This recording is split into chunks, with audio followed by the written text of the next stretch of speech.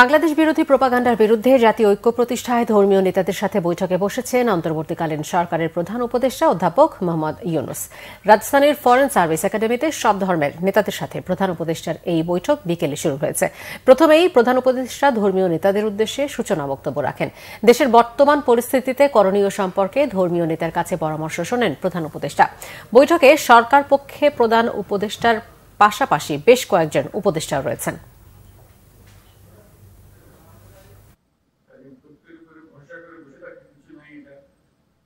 আমরা একটা পরিবার,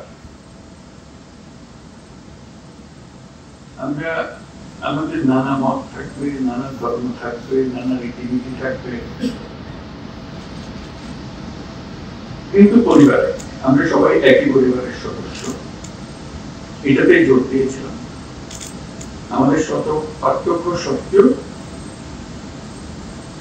আমরা কারোর শত্রু নই, পরস্পরের শত্রু নই। আমরা এক জায়গাতে এক কাতারে ওইখানে চলে আসি যখন আমাদের জাতীয়তার প্রশ্ন আছে, আমাদের পরিচয়ের প্রশ্ন আছে। আমরা বাংলাদেশি, আমরা এক পরিবারের সদস্য।